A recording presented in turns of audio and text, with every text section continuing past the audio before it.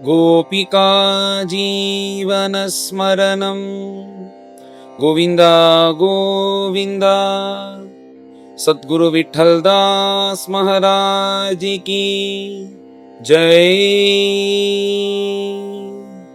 பரம பாகவதோத்தமனா இருக்கக்கூடிய கஜேந்திர ஆழ்வார் அந்த முதலையனுடைய பிடியில மாட்டிக்கொண்டு ரொம்ப சிரமப்பட்டுண்டே இத்தனை நாளா தன்னை மற்ற யானைகள்லாம் காப்பாத்திடுவான்னு காத்துட்டு இருக்கும் போது அவ வரலன்னொன்னே இப்பதான் உணர்றார், இனிமே கொண்டு இவ காப்பாட மாட்டான்னு. யதாகிரகி, இனிமே பகவான் தான் நம்மளுக்கு கத்தின்னு தெரிந்து கொண்டு ஜென்மாந்தர ஸ்மிருதி, இவர் என்னவா இருந்தார், எதுக்கு பிறந்தார் என்ற கதையெல்லாம் பின்னாடி வரப்போறது. அப்பேற்பட்ட ஜென்மாந்தர ஸ்மிருதி அவருக்கு இந்த பகவத் விஷயத்துல ஒண்டி போகாதுன்னு சொல்லுவாளோன்னு, அது எங்க விட்டமோ அங்கேயும் தானே ஆரம்பிக்கும். அதனால அந்த ஜென்மாந்தர ஸ்மிருதி பகவானை பத்தி நினைத்தது இந்த ஜென்மால இப்ப தோன்றதான். கூப்பிட்ட உடனே காப்பாற்றக்கூடிய அந்த பிரபுவை விட்டுட்டு இத்தனை நாளா இவ காப்பாத்திடுவான்னு ஏமாந்து போயிட்டோமேன்னு மேல எந்த பிரபு இந்த உலகத்துக்கெல்லாம் ஆதாரமாக இருக்காரோ, எந்த பிரபு எல்லோருக்கும் மூலமானவரோ, அப்பேற்பட்ட ஆதி மூலமா இருக்கக்கூடிய பிரபுவை ஸ்தோத்திரம் பண்றேன்னா ஸ்தோத்திரத்தை ஆரம்பிக்கிறார். இந்த கஜேந்திராழ்வாருடைய ஸ்துதி வேதாந்தமாக அற்புதமாக இருக்கும். வேதாந்தமாக எந்த பிரபுன்னு அந்த பரபிரம்மத்தை வர்ணிச்சுட்டு தன்னை காப்பாற்ற வரும்போது அந்த ஹரியா இருக்கக்கூடிய அந்த அவதாரத்தை பார்த்து அப்பேற்பட்ட பரபிரம்மஸ்வரூபம் தான் நீங்கள்னு சொல்லிட்டு நமஸ்காரம் பண்ணுவது போல இந்த ஸ்தோத்திரம் அற்புதமாக முடியும். அப்பேற்பட்ட கஜேந்திர ஸ்துதி எஸ்மின்னிதம் யதச்சேதம் ஏனேதம் எய்தம் ஸ்வயம்னு அப்படி ஒரு வேதாந்தமாக சொன்னார். பெரிவாலாம் இந்த ஒரு ஸ்லோகத்துக்கே எடுத்துட்டு விஸ்தாரமாக 1 மணி நேரம் இந்த கஜேந்திராழ்வாருடைய ஸ்துதி இந்த 2-3 ஸ்லோகத்துக்கே சொல்லுவா. அப்படி பரம வேதாந்தமான அந்த விஷயங்கள்லாம் ஒவ்வொரு ஸ்லோகத்திலையும் அடங்கி இருக்கு. எஸ்மின்னிதம்னு எவரிடத்திலிருந்து இந்த உலகமானது உண்டாதோ, யதச்சேதம் எங்கேருந்து இந்த உலகமானது ஆரம்பிக்கிறதோ, ஏனேதம்னு எவரால் இந்த உலகமானது உண்டாக்கப்பட்டு காப்பாற்றி அழிக்கப்படுகிறதோ, எவரால் இந்த உலகமானது செயல்படுகிறதோ, எய்தம் ஸ்வயம் எவர் இந்த உலகமாவே இருக்கிறார்களோ, இந்த உலகமாவே இருந்து கொண்டு இந்த உலகத்தை உண்டாக்கி இந்த உலகத்தினுடைய ஆரம்பமாகவும் இருந்து கொண்டு தன்னிடத்திலேருந்து எல்லாத்தையும் சிருஷ்டி பண்ண அந்த பரபிரம்மத்துக்கு நமஸ்காரம்னு சொல்லிட்டு இப்படி ஒரு ஸ்தோத்திரத்தை ஆரம்பிக்கிறார் கஜேந்திராழ்வார். எப்பேற்பட்ட பிரபு நீங்கள், எந்த பிரபு இந்த உலகத்தை உண்டாக்குறதுக்கு மாயையாகிற சக்தியை ஸ்வீகாரம் பண்ணிண்டு முதல்ல பிரளய ஜலம் உண்டாவது போல ஒரு தோற்றம் அதுல படுத்து கொண்டு சங்கல்ப மாத்திரத்தை இந்த உலகத்தை சிருஷ்டி பண்ணாரே, அப்பேற்பட்ட பரம்பொருளா இருக்கக்கூடிய அந்த ஆதி மூலமா இருக்கக்கூடிய சாட்சாத் நாராயணாகிற உமக்கு நமஸ்காரம் அப்படின்னு மேல ஸ்லோகங்கள்ல ஸ்தோத்திரம் பண்ணிட்டே வரார். இப்படி ஸ்தோத்திரம் பண்ணிட்டே வரும்போது இந்த உலகம் அழியும் போது ஒரு இருளானது சூழ்ந்துக்குமா. அந்த ஒரு இருள், அது எப்படின்னே சொல்ல முடியாது, அது நினைச்சாலே பயமா இருக்கும். அது எல்லை இல்லாதபடிக்கு, அழிவு இல்லாதபடிக்கு, அந்தம் தெரியாதபடிக்கு ஒரு இருளானது உண்டாகும். அந்த இருள்ல தான் இந்த உலகமானது லயமாகும் அப்படின்னு சொல்றார் இந்த கஜேந்திராழ்வார். அந்த இருள் நம்மளாலாம் பார்க்கவே முடியாது, ஏன்னா நம்மளாம் அழிஞ்சதுக்கு அப்புறம் தான் அது உண்டாகும். அப்படி அந்த இருள் மாத்திரம் இருந்து ஒருத்தன் பார்த்தான்னா பயப்படுவான். ஆனா அந்த இருளை தாண்டியும் சொப்பிரகாச வஸ்துவாக கூடிய நீங்கள் இருந்து கொண்டுதானே இத்தனையும் உண்டாக்கி உமக்குள்ள லயமாக்குறேன். அப்பேற்பட்ட பிரபுவா இருக்கக்கூடிய அந்த இருளையும் தாண்டி இருக்கக்கூடிய பிரபுவா இருக்கக்கூடிய உமக்கு நமஸ்காரம் அப்படின்னு ஒரு ஸ்லோகத்துல கஜேந்திராழ்வார் ஸ்தோத்திரம் பண்றார். இந்த உலகத்துல சில பேர் இருப்பா, உன்னை பரிபூர்ணமா அனுபவிச்சுட்டேன், உன்னை பத்தி எனக்கு முழுக்க தெரியும் அப்படின்னு சொல்லிட்டு உன்னை பத்தி எனக்கு எல்லாம் தெரியும்னு சொல்லிட்டு சொத்தின்னு இருப்பா. அப்படி யாராவது சொன்னான்னா அது கிடையவே கிடையாது, உன்னை பரிபூர்ணமா தெரிஞ்சிக்கவே முடியாது, அப்பேற்பட்ட பிரபு நீ. இப்படி யாராவது ஒருத்தர் சொன்னான்னா அவ பொய் சொல்றான்னு அர்த்தம்னு சொல்லிட்டு, எப்படி ஒருத்தன் எப்படி நீங்க ஒரு நாடகம் மாதிரி இந்த உலகத்தை உண்டாக்கி நீர் அதுல இருந்து கொண்டு சாட்சாத் நீங்களே நடித்து கொண்டு இந்த உலகத்தை இயக்கின்றிருக்கேள்.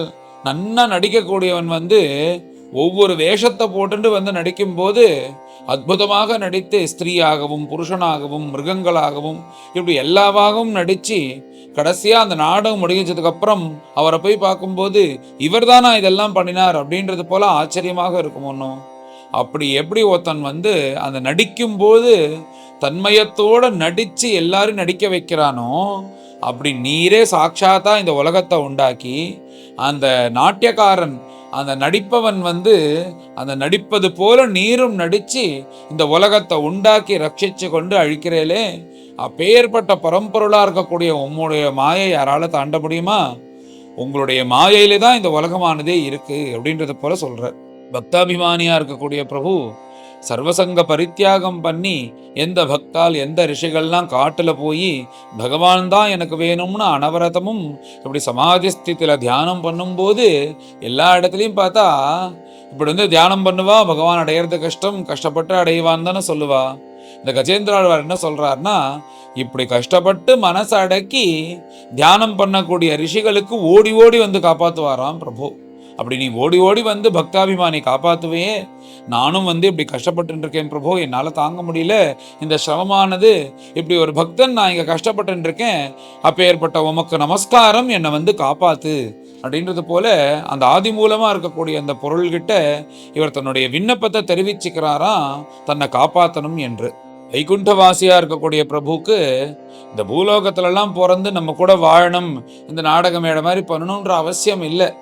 ஆனாலும் இந்த ஜனன மரண பிரவாகத்துல சம்பந்தம் இல்லாதபடிக்கு இது அவர் ஒன்றும் பண்ணாதவரே, அவர் நமக்காக வந்து இந்த ஜனன மரண பிரவாகத்துல பிறந்து தர்ம சம்ஸ்தாபனார்த்தாயன்னு அவதாரம் பண்ணி, எத்தனையோ அவதாரம் பண்ணி தர்ம சம்ஸ்தாபனம் பண்ணி பக்தர்களுக்காக அனுகிரகம் பண்றதுக்காக பிறக்கிறிய பிரபு. அப்பேற்பட்ட பிரபு நீ, உனக்கு நமஸ்காரம், நீ வந்து என்னை காப்பாத்துன்னு இந்த ஸ்தோத்திரம் முழுக்க நமஹா நமஹான்னு வரும். அதே மாதிரி என்னை வந்து காப்பாத்துன்றது போல இந்த ஸ்தோத்திரமானது அமைஞ்சிருக்கு. எந்த பரம்பொருளுக்கு உருவமே கிடையாது, இப்படி ரூபமே இல்லாதபடிக்கு அதை உகரவே முடியாது, அனுபவிக்க வேத்தியமா இருக்கக்கூடிய அந்த பிரபு அப்படின்னு சொல்றா. ஆனா மாயா உலகத்துல, இந்த உலகத்துல அசையும் பொருள் அசையா பொருளாக இருந்து கொண்டு சின்ன துரும்புலேருந்து ஆரம்பிச்சு பெரிய பெரிய பெரிய பெரிய நட்சத்திரம் கிரகங்கள் பரியந்தம் பிரபு அந்த ஸ்வரூபத்துல இருக்காராம், எல்லாம் பகவத் ஸ்வரூபமா. அப்படி உருவமே இல்லைன்னு சொல்றா. ஒரு பக்கம் உருவமே இல்லாத பிரபு, இன்னொரு பக்கம் பார்த்தா சின்னதுலேருந்து உலகம் முழுக்க அப்படி பெருசா எந்த பெரிய வஸ்துக்கள் இருக்கோ அது பரியந்தம் பகவான் இருந்து உலகத்தை காப்பாத்தின்னு இருக்கார். அப்பேற்பட்ட பிரபுவா இருக்கக்கூடிய உமக்கு நமஸ்காரம் பிரபு. இப்பேற்பட்ட ஒன்ன எதுவுமே வேண்டான்னு வீடு வாசம் மனிதர்கள் எல்லாத்தையும் தியாகம் பண்ணிட்டு மோட்சம் கூட வேண்டான்னு சொல்லிட்டு சுத்தின்னு இருக்கிற ஞானிகள் அவ என்ன பண்றான்னா, போயிட்டே இருக்கும்போது ருகி முகுந்தேதி ரசனே மானச சஞ்சரரே பிரம்மணி மானச சஞ்சரரே அப்படின்னு சதாசிவ பிரம்மேந்திரால் முதலிய ஞானிகள்லாம் என்ன சொல்றாருன்னா, எப்பேற்பட்ட பிரபு நீ பரபிரம்மம் பரபிரம்மன்றே, அந்த பரபிரம்மம் எப்படி இருக்கும்னா மதசிகி பிஞ்ச அலங்கிருத்த சிக்கூரே, எப்படி இருக்கும்னா தலையில மயில் பீலி வச்சுட்டு கையில புல்லாங்குழல் வச்சுட்டு இருக்கிறதாம்பா பரபிரம்மம்னு இப்படி மகான்கள்லாம் பகவானை நினைச்சுட்டு தன்னை சுவானுபவத்துல இருக்கா. அப்பேற்பட்ட பிரபுவுக்கு இந்த பக்தாலாம் நிறைய விதமான பக்தா இருக்கான்னு கீதையில சொல்லியிருக்காருனோ, ஆர்த்தோ ஜிக்ஞாசுர அர்த்தார்த்தின்னு. கஷ்டம் வந்தா என்னை வந்து பார்க்குறவன், அப்புறம் வந்து பணம் வேணும்னு என்னை பஜிக்கிறவன், அர்த்தார்த்தியா இருக்கிறவன் என்னை பஜிக்கிறான், ஜிக்ஞாசு எதுவும் வேண்டான்னு சொல்லிட்டு என்னை பஜிக்கிறான். ஆனால் ஞானின்னு ஒருத்தர் இருக்கான், என்னை பஜிக்கிறானே, அவனுக்கு எந்த சங்கல்பமும் இல்லாத போது என்னை வந்து பஜிக்கிறானேன்னு சொல்லிட்டு பகவான் அப்படி தன்னை பஜிக்கிற ஞானியை பார்த்து சந்தோஷப்படுறாராம் பகவான். இது வேணும் அது வேணும்னு வந்து பஜிக்கிறவன்னு பார்த்தா அவனும் பக்தனா தான் ஏத்துக்கிறார். ஆனாலும் நிஷ்காமிய பக்தி பண்ணி கொண்டு எதுவுமே வேண்டான்னு இப்படி சுத்தின்னு இருக்கிற அந்த ஞானிகள் வந்து தன்னை பாடும்போது அப்போ பகவான் வந்து சந்தோஷப்படுறாராம். எதுவுமே வேணான்னு இருக்கிற ஞானிகள் தன்னை பற்றி பேசும்போது உலகம், இந்த உடம்பு நிற்கிறதா நடக்கிறதா தூங்குறதான்னு தெரியாத இருக்கும்போது பிரம்மனிஷ்டால உட்காந்துட்டு 7 நாள் பகவத் அனுபவத்தோட ஸ்ரீமத் பாகவதத்தை சொன்னாரோனோ, இதை கண்டு சந்தோஷப்படுவாராம் பிரபு. அதனால இந்த ஞானிகள் பாடும்போது சந்தோஷப்படுவியே பிரபு, அந்த ஞானிகளே வந்து உன்னுடைய குணங்களை மயங்கிடுவார்கள். ஆத்மாராமாச்சமனையா நிர்கந்தாப்யுருக்கிரமே குர்வந்த்யஹைதி கிம் பக்திம் இத்தம் பூதகுணோ ஹரிஹின்னு பகவானுடைய கல்யாண குணமா. இந்த கல்யாண குணத்தினால ஞானிகள் கூட ஈர்க்கப்படுறார்களே, அப்பேற்பட்ட குணம் உள்ள உனக்கு நமஸ்காரம் பிரபு, என்னை இந்த கஷ்டத்திலேருந்து காப்பாத்து அப்படின்றார் கஜேந்திர ஆழ்வார். எவருடைய சைத்தன்யத்தினால இந்த உலகத்துல இருக்கிற அத்தனை பொருட்களும் இயங்குறதோ, எவருடைய சைத்தன்யம் அந்த இடத்துலேருந்து கொஞ்சம் போயிடுத்துன்னா அந்த இடமே இருளாக மாறிடும், அந்த ஜீவன் காலமாயிடுமோ, எப்பேற்பட்ட சைத்தன்யம் இருக்கிறதுனால இந்த உலகமெல்லாம் இயங்குறதோ, எப்பேற்பட்ட பிரபு க்ஷேத்ரஜனாக இருந்து கொண்டு எல்லோரிடத்திலும் அந்தரியாமையா இருந்து கொண்டு அந்த க்ஷேத்ரஜ மூர்த்தியா இருக்கக்கூடிய உமக்கு நமஸ்காரம் அப்படின்னு ஒரு ஸ்லோகத்துல சொல்ற. அடுத்ததாக அருமையான ஒரு ஸ்லோகம், நமோ நமஸ்தே அகில காரணாயா. இந்த உலகத்தெல்லாம் உண்டாகிறதுக்கு காரணமா இருக்கக்கூடிய பிரபு, இந்த உலகம் இப்பேற்பட்ட உலகம், என்ன உலகம் இது? இது உலகம்னா ஒரு உலகமா? எத்தனை பிரம்மாண்டங்கள் இருக்கு, எத்தனை யூனிவர்ஸ் இருக்குன்னே தெரியல. அத்தனை யூனிவர்ஸையும் ஆட்டி படைத்தின்னு இருக்கிற பிரபு, எந்த பிரபு இந்த உலகத்தை உண்டாக்கினாரோ, எந்த பிரபு இந்த உலகத்துக்கு காரணபூதமாக இருக்கிறோ உண்டாகிறதுக்கு, அப்பேற்பட்ட பிரபு நமோ நமஸ்தே அகில காரணாயா நிஷ்காரணாயா. ஆனா அவர் உண்டாகிறதுக்கு எந்த காரணபூதமும் இல்லை. அவர் தான் ஆதி, அவர் தான் அந்தமும், எல்லாம் அவர்கிட்ட தான் ஆரம்பிக்கிறது, அவர்கிட்ட தான் முடியாது. நிஷ்காரணாயா, அதனாலேயே அத்புத காரணாயா. அப்படி இருக்கிறதுனாலேயே ஒரு மனுஷனால நினைச்சு கூட பார்க்க முடியாது.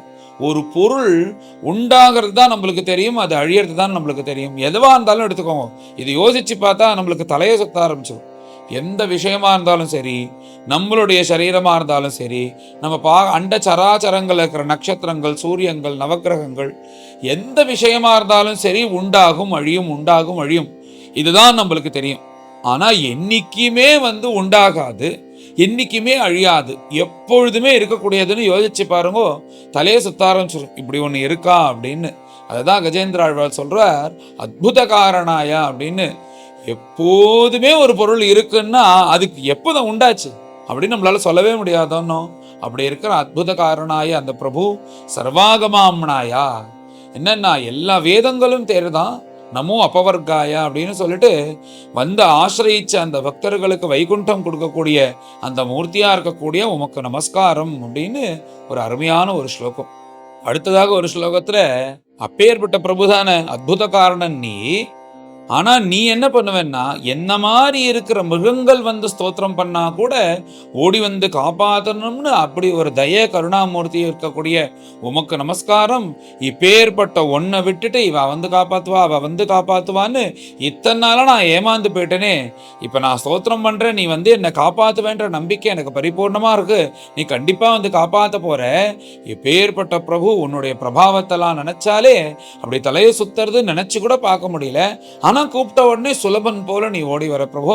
அப்பேற்பட்ட ஒன்னை விட்டுட்டு நான் எல்லாரையும் கூப்பிட்டு ஏமாந்து போயிட்டேனே, இப்ப நான் உன்னை கூப்பிடுறேன், நீ என்னை காப்பாற்றணும்னு சொல்லிட்டு இந்த பிரபஞ்சத்துல எனக்கு டீ வேணும், காஃபி வேணும், மனைவி வேணும், மக்கள் வேணும், சொத்து வேணும், வாகனம் வேணும், அத்தனை விவகாரங்களும் வேணும், பகவான் வேணும்னு இருந்தோன்னா பகவான் என்ன கேட்கிறோமோ அதை அனுகிரகம் பண்ணிட்டு அப்படியே விட்டுடுவார்.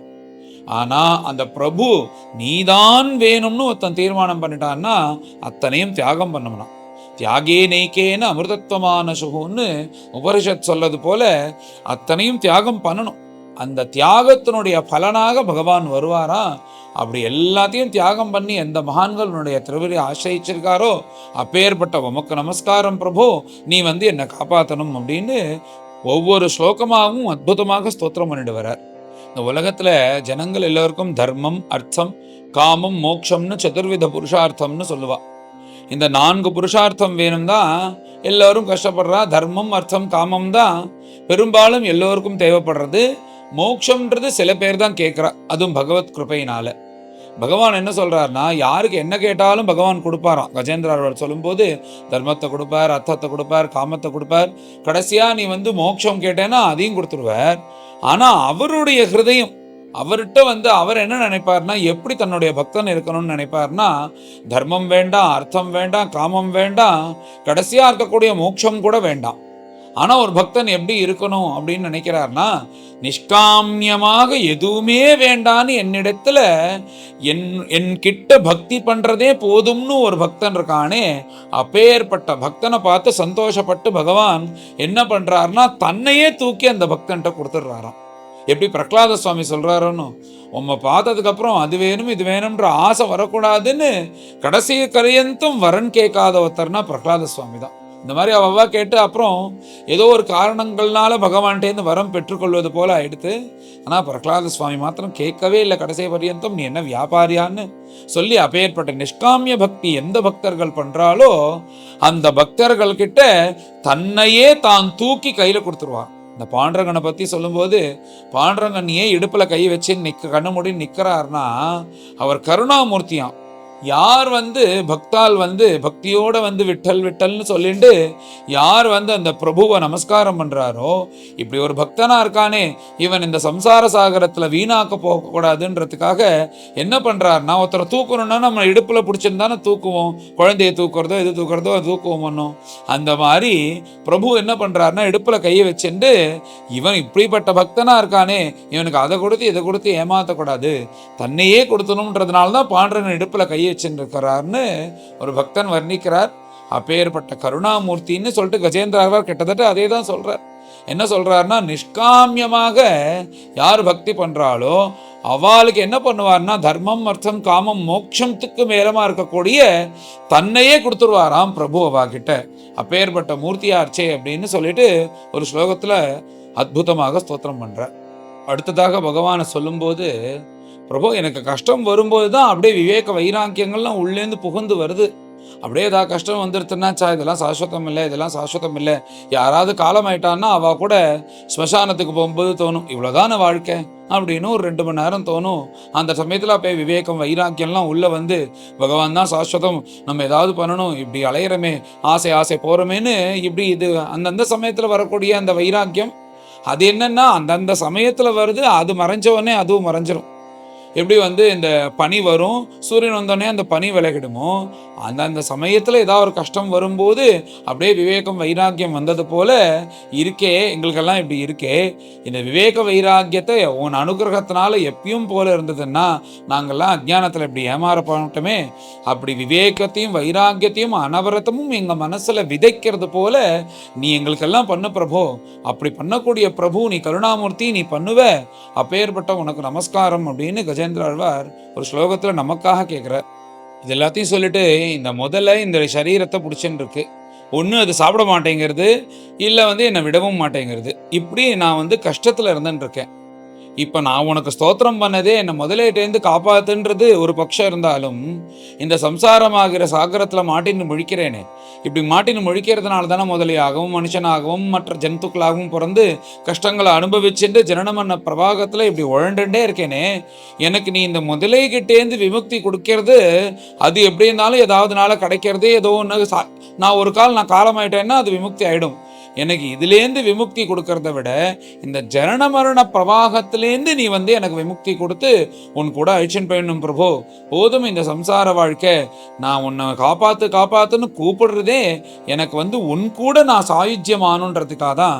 இந்த முதலையிலேருந்து காப்பாற்றணுன்றது எனக்கு இந்த வேதனையினால கூப்பிடுறேனே தவிர, என்னுடைய ஆழ்ந்த மனசுல என்னன்னா உன் கூட சேர்ந்து வந்துடணும் போதும்ன்றதுனால தான் நான் உன்னை திரும்ப திரும்ப கூப்பிடுறேன். அப்பேற்பட்ட நீ என்னை காப்பாத்தி இந்த ஜனன மரண பிரவாகத்திலேருந்து மோட்சத்தை கொடுக்கணும் அப்படின்னு பிரார்த்தனை பண்றார். எந்த மகான்கள் காட்டுக்கு போய் தன்கிட்ட இருக்கிற அத்தனை பாபத்தையும் உன்னுடைய தியானத்தினால அந்த தியானாக்னால புசுக்கிறாலோ, அப்பேற்பட்ட பிரபு நீ காப்பாற்றணும்னு சொல்லிட்டு இவர் சொல்லும் போதே கஜேந்திராழ்வார் என்ன சொல்றாரோ, எந்த பிரபு இந்த உலகத்துல இருக்கிற அசையும் பொருள் அசையா பொருள் எல்லாவாகவும் இருக்காரோ, யார் ஜந்துக்கள் மனுஷன் அப்புறம் அசுரர்கள் யக்ஷர்கள் தேவர்கள் கந்தர்வர்கள் கிண்ணறர்கள் சித்தர்கள் சாத்தியர்கள் கிம்புருஷர்கள், அதுக்கு மேல முதல்ல இருக்கக்கூடிய அஷ்டதிக்கஜங்கள் மேல இருக்கிற அஷ்டதிக்பாலகர்கள், அப்புறம் பிரம்மதேவன் பரியந்தம் யார் அவளுக்கே ஆதாரமாக இருக்காரோ, யார் எந்த பிரபு இவா எல்லோருக்கும் மேல ஆதி மூலமாக இருந்து கொண்டு எந்த பிரபு இந்த உலகத்தை இயக்கின்றிருக்காரோ, அப்பேற்பட்ட நாராயணா இருக்கக்கூடிய நீ என்னை காப்பாத்தி அழைச்சின்னு போகணும் அப்படின்னு சொல்லிட்டு தன் ஸ்தோத்திரத்தை முடிக்கிறார். இப்படி இந்த பெரியவாள்லாம் சொல்லும்போது இந்த கஜேந்திராழ்வார் ஸ்தோத்திரம் பண்ணின உடனே எல்லாரும் பார்த்தாலாம், இந்த தேவர்கள்லாம் பார்த்துதான் இருக்கா, இந்திரன் தான் கிளம்பி நானா காப்பாற்றுவோமா அப்படின்னு ஸ்தோத்திரம் பண்ணுறேன்னு. அது கூப்பிடும் போதே ஆதி மூலமே எல்லாத்துக்கும் காரணம்ன்றாரே, அப்ப நாமல்ல, நமக்கு மேல ஒருத்தர் நம்மளுக்கு சாசனம்லாம் கொடுத்துட்டு இருக்கார் அப்படின்னு நினைச்சிட்டு நாம இல்லைன்னு இந்திரன் ஒதுக்கிட்டான். இந்திரனுக்கு மேல சில தேவர்கள்லாம் இருக்கா, அவ தானும் நினைச்சிருந்தா, அவளும் நினைச்சா நமக்கு மேல ஒருத்தர் கட்டளை இடுறார்கள், அவ சொல்றதா நம்ம கேட்டுட்டு இருக்கோம், நாம ஆதி மூலம் இல்லைன்னு அந்த தேவர்கள்லாம் ஒதுங்கிட்டா. அப்புறம் கடைசியா பிரம்மதேவன் நினைக்கிறார், பிரம்மதேவன் தன்னை தான் கூப்பிடுறாரு, ஜெகத் சிருஷ்டிகர்த்தா நாம தானே அப்படின்னா, இல்லையே நமக்கும் ஒருத்தர் மேல இருந்து நம்மளை வழிகாட்டின்னு இருக்காரே, அப்பேற்பட்ட பிரபு தான் இதுக்கு போகணும், நாம இல்லைன்னு சொல்லிட்டு பிரம்மதேவனும் ஒதுங்கின உடனே அப்ப பார்க்கும்போது என்ன ஆச்சரியம்னா, சாட்சாத் வைகுண்டவாசியா இருக்கக்கூடிய அந்த பகவான் மகாவிஷ்ணு அழகா கருடாருடனாக மேலே ஏறிக்கொண்டு சங்கம் சக்கர கத பத்மம் கையில எடுத்துக்கொண்டு கையில விசேஷமாக சக்கரத்தை கையில வச்சுட்டு இப்படி காண்பிச்சுட்டே கருடாருடனாக தரிசனம் கொடுத்துட்டே அந்த வைகுண்டத்திலேருந்து இந்த கஜேந்திராழ்வாரை காப்பாற்றணுன்றதுக்காக சக்கரத்தை காண்பிச்சுட்டு சந்தோமையேன கருடேனா வேதஸ்வரூபமா இருக்கக்கூடிய அந்த கருடன் மேலே ஏறிக்கொண்டு அந்த பகவான் மேலேருந்து கீழே இறங்கி இறங்கி வராரா அந்த கஜேந்திரனை காப்பாற்றணும்னு. பக்தாபிமானியா இருக்கக்கூடிய பிரபு இப்படி வேகத்தோட கிளம்பி வர்றாரு இந்த கஜேந்திராழ்வாரை காப்பாற்றணும்னு. கூப்பிட்ட உடனே ஸ்தோத்திரம் பண்ணின உடனே 1000 வருஷமா காப்பாத்தவா அவ போயிட்டா. ஸ்தோத்திரம் பண்ண அடுத்த நிமிஷமே மேலேந்து இப்படி பிரபு வராரே, இப்படி கருணாமூர்த்தியா இருக்கக்கூடிய பிரபுவை விட்டுட்டு இத்தனை நாளா நம்ம ஏமாந்து போயிட்டோமே அப்படின்னு அவரே ரொம்ப நாளா சாப்பிடாம கஷ்டப்பட்டு இருக்கார். ஆனா அந்த பிரபுவை பூஜை பண்ணணும்னு சொல்லிட்டு தான் ஒரு சரஸ்ல இருக்காரோ, அந்த சரஸ்ல அங்கங்க தாமரை இருக்கு, அந்த தாமரை பூவை தன் தந்தத்தினால முடியாதபடிக்கு எடுத்து அந்த பிரபு மேல போடணும்னு இப்படி எடுத்து இப்படி போடுறாராம் மேல முடியாதபடிக்கு. அதை வாங்கிட்டு தான் குருவாயூரப்பன் கையில வச்சுட்டு இருக்கார் அப்படின்னு சொல்லிட்டு பெரியவர்கள்லாம் சொல்லுவா, குருவாயூரப்பன் கையில இருக்கிற தாமரை கஜேந்திராழ்வார் கொடுத்தது அப்படின்னு சொல்லுவா. அப்படி தூக்கி போடுறாராம் பிரபு. அதை வாங்கிட்டு மேலேந்தானே இறங்குறார், கருடனே நன்கு வேகத்தோட வராராம். அந்த கருடனுடைய வேகம் பத்தலையாம். இத்தனை நாளா என் பக்தன் கஷ்டப்பட்டு இருக்கான், இந்த முதலை காலில் பிடிச்சதுனால இந்த கஜேந்திரனை காப்பாற்றணுமேன்றதுக்காக பகவான் அப்படியே மேலேந்து குதிச்சுட்டாராம் கீழே அந்த சரஸ்ல. இந்த எப்படியாவது இந்த வேதனையிலேருந்து என் பக்தனை காப்பாற்றணும்னு சொல்லிட்டு அந்த சக்கரத்தை காண்பிச்சுட்டே திவ்ய ஸ்வரூபத்தோட மேலேந்து குதிச்சு கஜேந்திராழ்வாரை காப்பாத்துறதுக்காக அந்த சரஸ்ல குதிச்சார். அப்படி குதிச்ச பிரபு என்ன பண்றாருன்னா, அந்த கஜேந்திரன் அந்த முதல்ல வெளில வராதபடிக்கு உள்ளே பிடிச்சிட்டு இருக்கு. முதல்ல எங்க இருக்குன்னு கண்ணுக்கு தெரியாது, ஆனா யானை மாத்திரம் வெளில இருக்கு. அந்த கஜேந்திராழ்வார் வெளில இப்படி காத்துட்டு இருக்காரு, அவரால் முடியல. ஏன்னா அந்த யானைகள்லாம் என்ன பண்ணது, எப்படியாவது கரைக்கு கொண்டு வந்துருவோம்னு பிடிச்சி இழுக்கிறதோன்னு எல்லா யானைகளும். ஆனா கஜேந்திராழ்வாரை இழுக்க முடியல.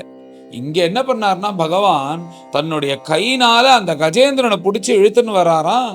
தர தர தர தரன்னு இழுத்துன்னு வர அது அனாயாசமா அந்த கஜேந்திரன் அக்கரைக்கு வந்துட்டார். வரும்போது என்ன ஆச்சரியம்னா, அந்த முதலையும் கால் பிடிச்சின்னு இருக்கான், அதுவும் கஜேந்திராவோட சேர்ந்து கரைக்கு வந்துருந்தான்.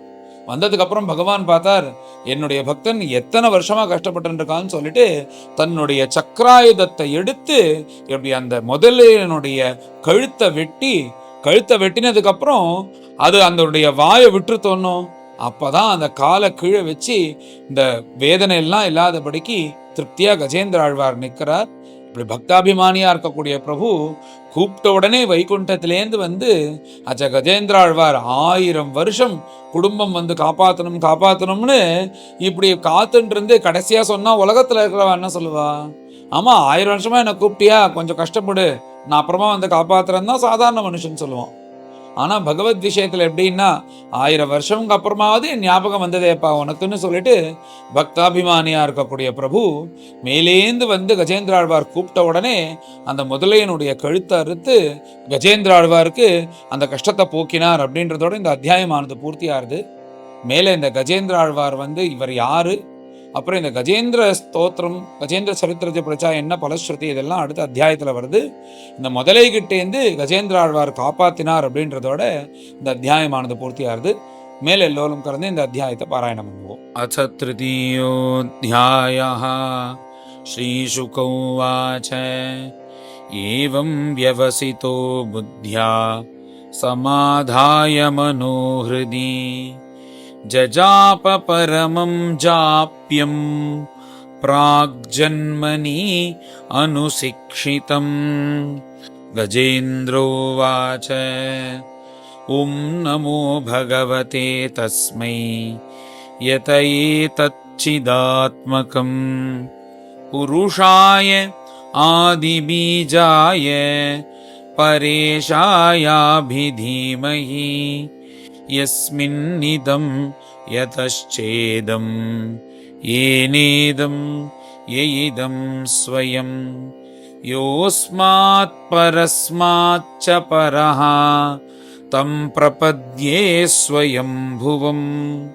यस्वात्मनीदं निजमाययार्पितं क्वचिद्विभातं क्व च तत्तिरोहितम्।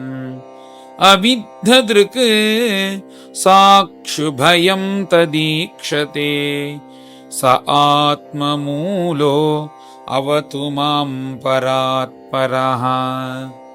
कालेन पञ्चत्वमितेषु कृत्स्नशः लोकेषु पालेषु च सर्वहेतुषु तमस्तदासीत् गगनं गभीरं यस्तस्य पारे अभिविराजते विभुः।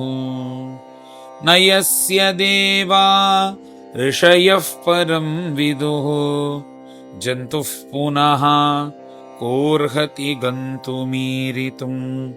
यथा नटस्याकृतिभिर्विचेष्टतः दुरत्ययानुक्रमणः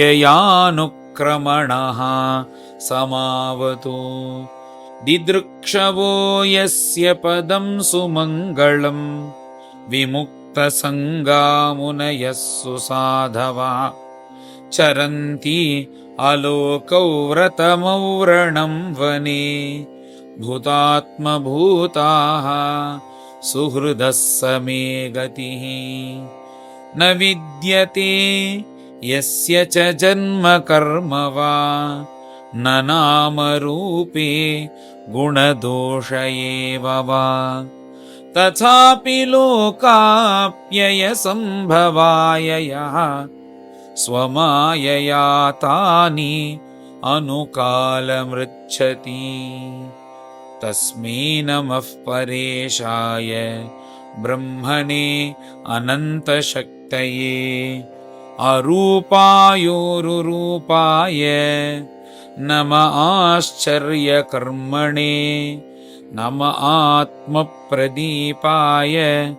साक्षिणे परमात्मने नमो गिरां विदूराय मनसः चेतसामपि सत्त्वेन प्रतिलभ्याय नैष्कर्म्येन विपश्चिता नमः कैवल्यनाथाय निर्वाणसुखसंविदे नमः शान्ताय घोराय मूढाय गुणधर्मिणे निर्विशेषाय साम्याय नमो ज्ञानघनाय च क्षेत्रज्ञाय नमस्तुभ्यं सर्वाध्यक्षाय साक्षिणे पुरुषाय आत्ममूलाय मूलप्रकृतये नमः। सर्वेन्द्रियगुणद्रष्ट्रे सर्वप्रत्ययहेतवे असताच्छाययोक्ताय सदा भासाय ते नमः। नमो नमस्ते अखिलकारणाय निष्कारणाय अद्भुतकारणाय सर्वागमाम्नाय महार्णवाय नमोपवर्गाय परायणाय गुणारनिच्छिन्नचिदूष्मपाय तत्क्षोभविस्फूर्जित मानसाय नैष्कर्म्यभावेन विवर्जितागम स्वयं प्रकाशाय नमस्करोमि। मादृक्प्रपन्नपशुपाश विमोक्षणाय मुक्ताय भूरि करुणाय नमो अलयाय। स्वांशेन सर्वतनुभृत् मनसि प्रतीत प्रत्यग्दृशे भगवते बृहते नमस्ते। आत्मात्मजाप्त गृहवित्तजनेषु सक्तैः दुष्प्रापणाय गुणसङ्गविवर्जिताय मुक्तात्मभिः स्वहृदये परिभाविताय ज्ञानात्मने भगवते नम ईश्वराय। यं धर्मकामार्थ विमुक्तिकामाः भजन्त इष्टां गतिमाप्नुवन्ति।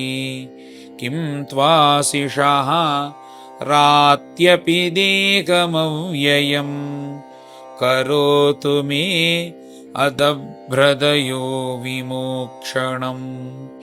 एकान्तिनो यस्य न कञ्चनार्थं वाञ्छन्ति ये वै भगवत्प्रपन्नाः।